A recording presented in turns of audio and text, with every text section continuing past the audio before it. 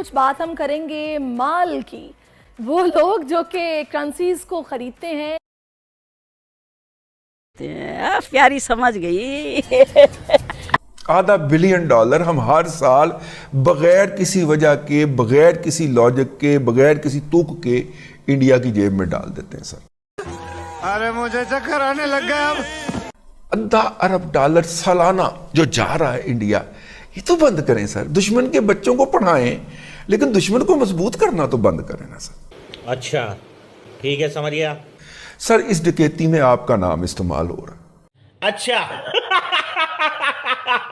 तो मेरा being a Pakistani और loyal to the Pakistan army, ये फर्ज बनता है कि मैं इसकी तरफ निशानदेही करूं कि सर इसकी गाली जनाब को मिल रही है। पाकिस्तानी रुपया दुनिया की बेहतरीन कारकर्दगी वाली करेंसी बन गया है। नमस्कार दोस्तों, आपका बहुत बहुत स्वागत है डिफेंस एक्सपर्ट के एक नए वीडियो में।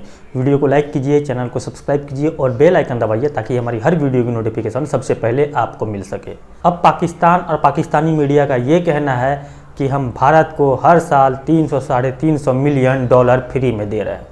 भाई, पाकिस्तान के पास इतना पैसा कब हो गया कि वो भारत को 300-350 मिलियन डॉलर हर साल फ्री में दे?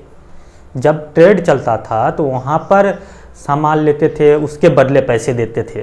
तो उनको लगता है कि ट्रेड के जो पैसे हैं, मतलब भारत सारा सामान इनको फ्री में दे दे, इनसे पैसे ना ले। अगर यहाँ से आलू जा रहा है या आलू से बनाने वाली मशीन जो सोना है, हमारे राहुल बाबा जो मशीन ईजाद किए हैं, अगर वो वहाँ जा रहा है तो मतलब भारत पैसे ना ले या किसी भी चीज़ भेजने के पैसे ना ले।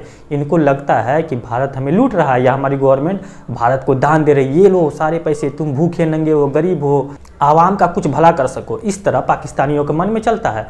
पता नहीं ये कौन सी सोच है, कहाँ से आती है। इनको लगता है कि इस दुनिया में सबसे अमीर मुल्क यही हैं, सिर्फ इनके पास ही पैसा है, ये हर किसी को लोन देते देते फिर रहे। हालांकि इनके यहाँ कैसी स्थिति है सबको पता है। 3-3 किलोमीटर आटे के लाइन में लगे हुए थे कुछ महीने पहले। आज भी वही स्थिति है, न धोने को पानी है न खाने को खाना। लेकिन इंडिया को हर साल डॉलर 300 से 350 मिलियन ये लोग दे रहे हैं।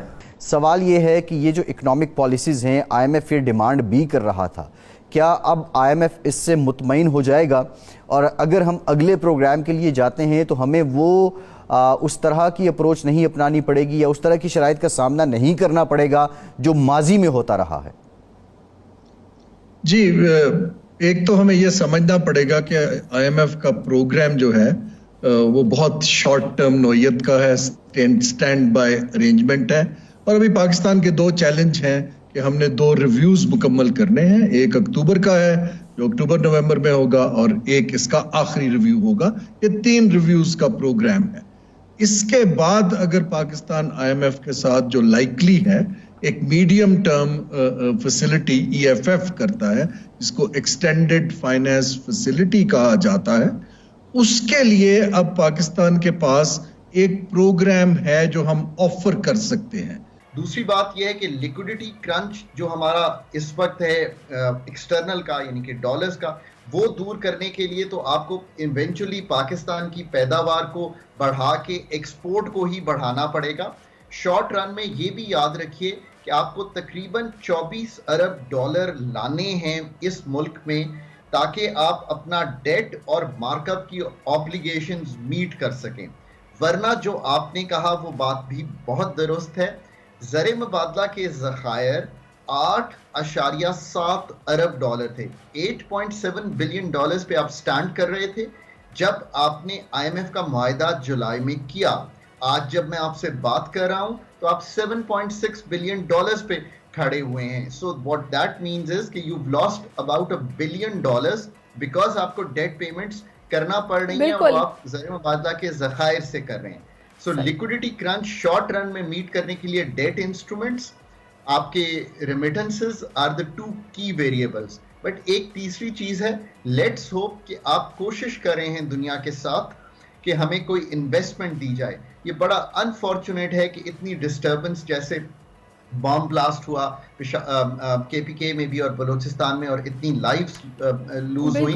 देखिए इसका असर जाता है, दुनिया जब ये देखती है तो घबराती है। लेकिन एक चीज जो मैं हाईलाइट करता जाऊं, किसी भी मईशत को जब हम, अभी तो हम स्टेबलाइजेशन की तरफ जा रहे हैं, जब रिवाइवल की तरफ जाना होता है तो हमें पॉलिसीज में शिफ्ट लाना पड़ेगा, और ये बड़ा एक डिफरेंस है पॉलिसी में, एडमिनिस्ट्रेटिव मेजर्स में, और जो हम रिस्ट्रक्चरिंग करते हैं गवर्नेंस की। ये 3 मुख्तलिफ चीजें हैं। पॉलिसी का मतलब ये है कि जैसे आप टैक्स देखते हैं तो पॉलिसी मेजर ये होगा कि हम अपनी रिलायंस इनडायरेक्ट टैक्स पे कम करें, डायरेक्ट पे बढ़ाएं, हम अपना टैक्स नेट को वाइडन करें। एडमिनिस्ट्रेटिव मेजर ये होगा जो हमें नजर आ रहा है कि हम टाइटन करें, चोरी पकड़ें, जो सेक्टर्स नहीं दे रहे उनसे खींचें, ऑटोमेशन लाएं, यू नो। तो हमें पॉलिसी और एडमिनिस्ट्रेशन दोनों को साथ लेके चलना होगा अगर हमने मईशत को रिवाइवल की तरफ ले जाना है। अगर खाली स्टेबलाइज करना है, जो कि हमारा मैक्रो स्टेबलाइजेशन है, वो शायद आईएमएफ के साथ इस दफा हम कंडीशंस कुछ अपनी ऐसी रख सकें जो हमारे कंट्रोल में है। सर 2017 के अंदर एक चेयरमैन पेमरा होते थे, ये एक होता है जी DTH जिसको कहते हैं, डायरेक्ट टू होम, ये छोटी सी डिश जो लगती है, डिश करो विश करो, है वो सर उन्होंने ऑक्शन करने का, क्योंकि इंडिया के यहाँ पे आके बिकते थे और उनके इवज करोड़ों डॉलर हर महीने पाकिस्तान से इंडिया चले जाते हैं। तो उन्होंने कहा यार अपना DTH क्यों ना हम लॉन्च कर लें। तो उन्होंने जी अपना DTH जो था वो लॉन्च करने के लिए बिडिंग करवाई, बहुत सारे बिडर्स आए, लेकिन उनमें से जो 3 टॉप के रहे वो थे जी, एक शहजाद स्काई, एक जनाब मैग एंटरटेनमेंट और एक स्टार टाइम्स। ठीक है सर, तो ये सर हैं। अब मसला ये कि 2017 से अब 2023 आ गया सर, मैं एक लेमैन, ठीक है, और ये दुख भी है मुझे कि मेरे पाकिस्तान को डॉलरों की जरूरत है और यहां से डॉलर बाहर जा रहे हैं और इस तरह की 2 नंबरियों से जा रहे हैं सर। ठीक है, अब अगर इस दौरान ये जो शहजाद स्काई वालों ने सर ये काम करना था, बाकी 2 को ये बताया गया कि शहजाद स्काई जो है वो आपके मातहत डिपार्टमेंट नंबर 1 डिपार्टमेंट का प्रोजेक्ट है, तो लिहाजा खबरदार किसी और ने इंफ्रास्ट्रक्चर डेवलप किया था। सर ये कहा गया, आज की डेट तक सर यही धमकी है मार्केट के अंदर।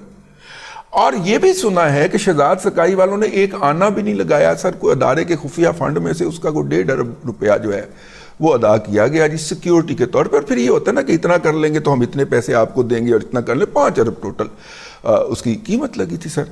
तो ये बहरहाल ये कंफर्म नहीं है, अगरचे हमें बताया गया कि जनाब इंक्वायरी हो रही है, लेकिन हम इस इंफॉर्मेशन को वीड आउट कर देते हैं, नहीं हम इसको लेते ही नहीं सर, इसको साइड आउट कर देते हैं। सर शहजाद स्काई ने एक आने का काम नहीं किया सर इस वक्त तक।